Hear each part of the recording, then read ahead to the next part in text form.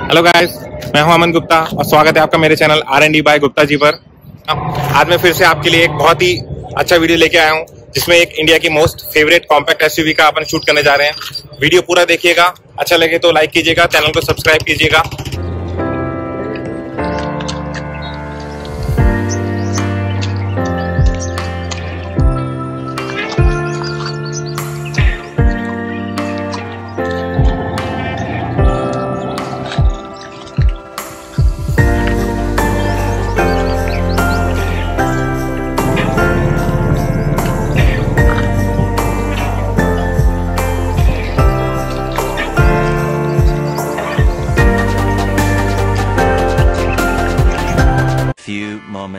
Front profile की बात की जाए तो कुछ ऐसी ग्रिल के साथ ये गाड़ी आती है, जिसमें ऊपर क्रोम का गार्निशिंग दिया गया है। जैसे बेस मॉडल है तो इसमें DRL ऑफर नहीं किया जाता है। ये आपका टर्न इंडिकेटर है, ये आपका हेडलाइट है, जिसमें आपको हेलोजन बल्ब ऑफर किए जाते हैं वो लो बीम और हाई बीम के लिए। कोई प्रोजेक्टर कंपनी की तरफ से इस मॉडल में ऑफर नहीं किया गया। साइड मिरर इसमें आपको ऑटो फोल्ड नहीं दिए जाते हैं। रियर में गाड़ी डिफॉगर ऑफर करती है, बट कोई वाइपर ऑफर नहीं किया जाता है। 2 रिवर्स पार्किंग सेंसर के साथ में गाड़ी आती है। पीछे रिफ्लेक्टर दिए गए हैं, जिसमें हेलोजन बल्ब दिया गया है आपको। यहाँ टेल लाइट और इंडिकेटर ऑफर किए गए हैं। टायर प्रोफाइल की बात की जाए तो 195/65 R15 का टायर प्रोफाइल इसमें कंपनी ऑफर करती है।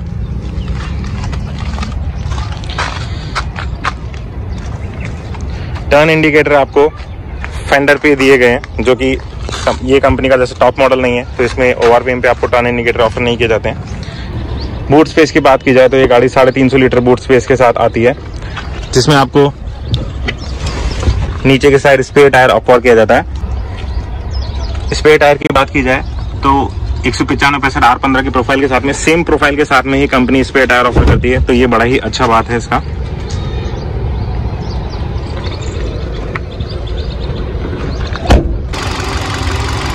तो इस गाड़ी का 1.2 लीटर इंजन 4 सिलेंडर के साथ में, थोड़ा सा नॉइजी इंजन है, बट अंदर बैठ के फील नहीं होता है कि इतना आवाज़ कर रहा है आपको।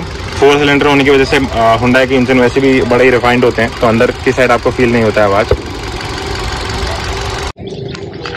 पावर फिगर की बात की जाए तो 1.2 litre engine 118 bhp power 171 Nm torque generate करता है आपका।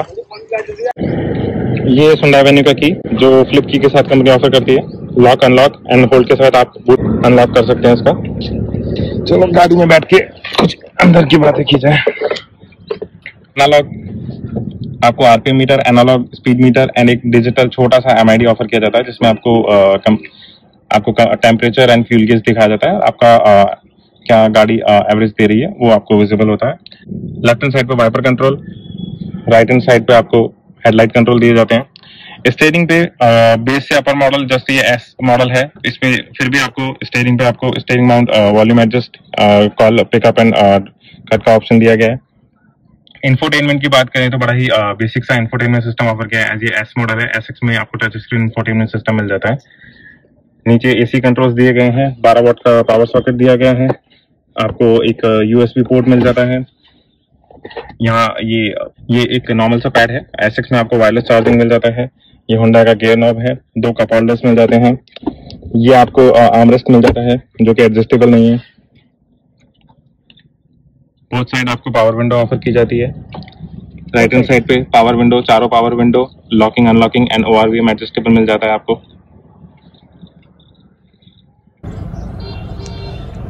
स्टीयरिंग आपको टिल्ट एडजस्टमेंट के साथ में मिल जाता है, टेलीस्कोपिक एडजस्टमेंट नहीं दिया गया है। रियर प्रोफाइल की बात की जाए तो आपको अच्छा स्पेस कंपनी ऑफर कर देती है रियल सीट में भी। आगे की सीट जैसे मैंने मेरी हाइट के हिसाब से एडजस्ट करी है, तो पीछे की सीट में मुझे अच्छा खासा स्पेस मिल जाता है। मेरा लेग रूम भी अच्छा खासा स्पेस कंपनी ऑफर करती है। गेट में आपको चारों गेट्स में स्पीकर प्रोवाइड करे जाते हैं। बैक सीट में भी आपको पावर विंडो ऑफर की जाती है। रियर में आपको S मॉडल में भी आपको AC वेंट्स ऑफर किए जाते हैं रियर साइड में।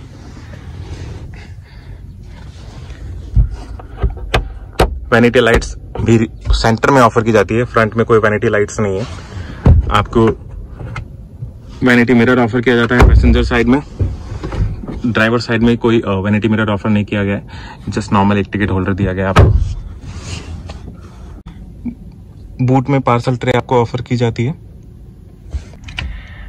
तो इस गाड़ी में एक दो ऐसे कमाल के फीचर दिए जाते हैं, जैसे गाड़ी आप अंदर बैठ के चला रहे हो और बाई चांस आपका कोई गेट खुला है तो ये गाड़ी बीप करने लग जाता है, जिससे आप गाड़ी का गेट आपको पता चलता है कि कोई गाड़ी का गेट खुला है।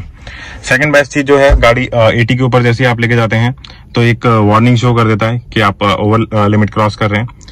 तीसरा चीज है कि आप जैसे ही गाड़ी 20 की स्पीड क्रॉस करती है, चारों गेट ऑटोमेटिकली लॉक हो जाते हैं और पीछे के गेट फिर आप ओपन नहीं कर सकता है। तो ये है one of the most popular SUV Hyundai venue, जिसका ओनर आज हमारे साथ हैं मिस्टर सोमेश जी। शुक्रिया सर आपका आने के लिए। मैंने अभी 4,500 किलोमीटर चला चुका हूं। 4,500 किलोमीटर चला के आसपास चल रही है। ओके, 4,500 मतलब साल भर में 4,500 मतलब आपका रनिंग बहुत कम है। रनिंग कोविड के बाद कम हो गया, कहीं जाना नहीं हो रहा है, ये हो रहा है सबसे बड़ा। अच्छा, कोविड नहीं होता तो शायद चलती, क्योंकि इससे पहले जो मीपा गाड़ी थी एल्टो, ओके, वो मैंने 2.25 लाख किलोमीटर चलाई है। अच्छा, 2.25 लाख मतलब एक ऑल्टो को चलाना है, वो भी बहुत बड़ी बात है। मतलब ऑल्टो का आपने 2.25 लाख चलाई, कितने साल यूज करी आपने उस गाड़ी को? मैंने यूज की है 20 साल। मतलब एंट्री लेवल हैचबैक गाड़ी से सीधा एक कॉम्पैक्ट एसयूवी पे शिफ्ट होने के बाद कैसा फील कर रहे हैं? मतलब आप कोई एक्चुअली क्या, जब भी आदमी गाड़ी परचेज करता है, जिस सेगमेंट में वो होता है उससे थोड़ा सेगमेंट चेंज करता है, एक स्टेप ऊपर जाता है। राइट। अब जितनी गाड़ियाँ लोगे 5-5.5 के आसपास का सारा बजट, कोई सी भी गाड़ी ले लो, आज अल्टो भी लोगे तो 5 लाख रुपए की गाड़ी है। राइट। जब देखना शुरू किया, अभी पहले से जो ड्रीम कार थी वो i20 थी। ओके। जब i20 पे गए तो i20 का जो बजट था वो करीबन 8-8.5-9 लाख एंट्री लेवल था। हाँ। और इसी सेगमेंट में मुझे कॉम्पैक्ट एसयूवी उस वक्त देखी, तो फिर हमने वही इसको सजेस्ट किया कि इसको लिया जाना चाहिए, क्योंकि वो भी वही ग्राउंड क्लियरेंस और सारा कुछ हो रहा है, और उसी प्राइस रेंज के अंदर कॉम्पैक्ट एसयूवी आ जाती है।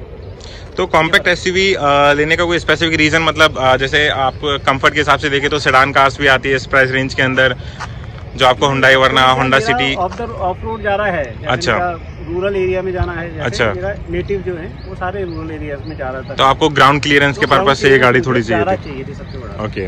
और हमको फैमिली कार चाहिए थी, और वही भर के। अच्छा, कि अगर हम आज सामान लेके जाएं तो ग्राउंड क्लियरेंस का इशू नहीं है। राइट, वो बैठे नहीं गाड़ी। सही है। जैसे इसका 200 mm का ग्राउंड क्लियरेंस है, वो बहुत अच्छा है। तो ये गाड़ी जब आपने ली तब आपको ये कौन सा मॉडल है इस गाड़ी का? वेन्यू एस मॉडल से नीचे S प्लस आता है, S प्लस के नीचे S आता है। ओके, तो ये गाड़ी कितने का पड़ा था आपको ये वाला मॉडल? 8,67,000। 8,67,000। ओके। तो मतलब इस कॉम्पैक्ट एसयूवी के सेगमेंट में आजकल दुनिया बतेरी गाड़ी आ रही है, जिसमें सबसे पॉपुलर इंडिया की नंबर 1 एसयूवी का हो तो टाटा नेक्सॉन है, आपकी महिंद्रा की XUV 300 आ जाती है, हुंडई वेन्यू है, किया सोनेट है। तो हुंडई वेन्यू चूज करने का रीजन क्या था सर? लेकिन ये कि जब भी परचेज करें, क्योंकि हम क्या मिडिल इनकम ग्रुप के हैं, तो जो भी गाड़ी परचेज की जाए वो टॉप 3 के अंदर से ही लेनी होती है। क्योंकि एक बार ले ली तो मान के चलिए अगले 7 साल 8 साल का ले तो गया वो। हाँ, नॉर्मल एक मिडिल क्लास वाला इतना तो 5-7 साल तो गाड़ी चलाएगा, चलते हैं कि 5-7 साल तक चलेगा। तो वो रिस्क लेने वाला फंड था कि भाई नेक्सॉन ली जाएगी, वो ली जाए, इसलिए सबसे पहली मारुति। और मारुति का बिल्ड क्वालिटी और जो सेफ्टी है वो नहीं था उसमें। अब बची नेक्सॉन और हुंडई, तो हुंडई ज्यादा बढ़िया थी उससे, नेक्सॉन से। तो आपने मतलब टेस्ट ड्राइव ली थी उन गाड़ी की, या आपने सिर्फ? मैंने टेस्ट ड्राइव सोनेट के लिए, ये वेन्यू के लिए, नेक्सॉन के लिए, मुझे ज्यादा कंफर्टेबल लगी। फिर अंदर से मतलब सीटिंग के मामले में और चलाने के मामले में ज्यादा आपको कंफर्टेबल लगी? दो गाड़ियां हैं, या तो वेन्यू या नेक्सॉन।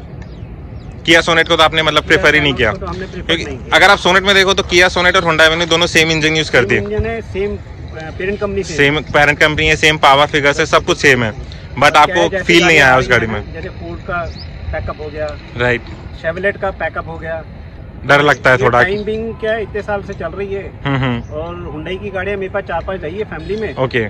तो हुंडई के ऊपर ज्यादा फेथ है। ओके। तो इसके साथ आपने मतलब जैसे अभी तो सिर्फ 4,000-4,500 चलाई है, तो कभी लॉन्ग ड्राइव करिए विद फैमिली, मतलब फुल ऑक्यूपाई करके गाड़ी को? धौलपुर गया हूँ लंबा। ओके, तो मतलब कभी को उसमें लॉन्ग राइड में कोई इश्यू, मतलब फैमिली वालों को रियर सीट में कैसा कोई कंफर्ट वगैरह? फुल कंफर्ट के साथ थे, कोई प्रॉब्लम नहीं है मतलब लॉन्ग रूट पे गाड़ी के साथ? तो सर इसके रियर सीट कंफर्ट की बात करें, जैसे आपने अपनी फैमिली के साथ में ट्रिप करें तो रियर में ऐसा कभी फील हुआ है कि मतलब 3 लोग बैठे हो और कभी अनकंफर्टेबल हो? 3 लोग आराम से बैठ पाते हैं? मतलब बिल्कुल कंफर्टेबल, कोई प्रॉब्लम नहीं आता, मतलब 3 लोग आराम से कंफर्टेबल लॉन्ग ट्रिप में आराम से ले जाते हैं। और गाड़ी के फीचर्स की बात करें तो आपको जैसे एस मॉडल आपने परचेस किया है तो फीचर्स में जैसे इंफोटेनमेंट बड़ा बेसिक सा दिया गया है। तो आपको ऐसा कभी महसूस होता है कि मतलब ये इस गाड़ी के मॉडल के हिसाब से थोड़ा एक touch screen, basic touch screen भी देना चाहिए था? बिल्कुल, एक्चुअली है इसके अंदर कि टच स्क्रीन होना चाहिए, पर जो इन्होंने दिखता बेसिक है तो इसका साउंड आउटपुट इतना अच्छा है कि इसको चेंज कराने का मन नहीं करता कि अब जो आफ्टर मार्केट लगाएंगे उसका क्या क्वालिटी रहेगा पता नहीं, पर इसका क्वालिटी भी बहुत अच्छा है। तो मतलब आप इसके म्यूजिक सिस्टम से सेटिस्फाई हैं? से अगर वीडियो को नहीं देखें हम तो इसका आउटपुट जो है बहुत अच्छा है। ऑडियो आउटपुट से आप सेटिस्फाई हैं मतलब इसके? मतलब शानदार है।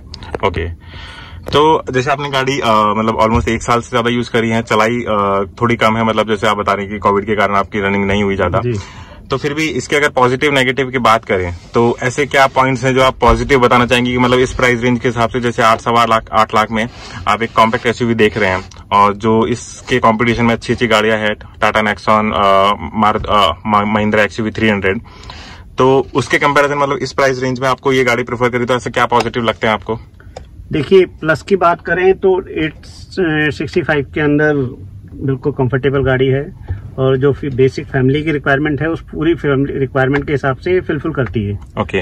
अब अगर नेगेटिव कहें, म्यूजिक के हिसाब से कहा जाए तो म्यूजिक के हिसाब से इसके अंदर इंफोटेनमेंट सिस्टम नॉर्मल है, टच स्क्रीन वाला नहीं है जिसमें नेविगेशन नहीं होगा क्योंकि टच स्क्रीन नहीं है, तो ये इसका माइनस है। इसका हेडलाइट है वो माइनस है, हेडलाइट का फोकस नहीं है, अगर आप चलाएंगे तो ये अच्छा नहीं है मतलब। ओके, बिल्कुल भी कंपनी को मतलब इम्प्रूव करना चाहिए था, इम्प्रूव करना चाहिए था जिस प्राइस रेट में ये आता है। ओके, क्योंकि इसी प्राइस रेट के अंदर बहुत सी गाड़ियां हेलोजन के हिसाब के ऊपर DRL प्रोजेक्टर ये ऑफर करती हैं, इसमें नहीं करते हैं।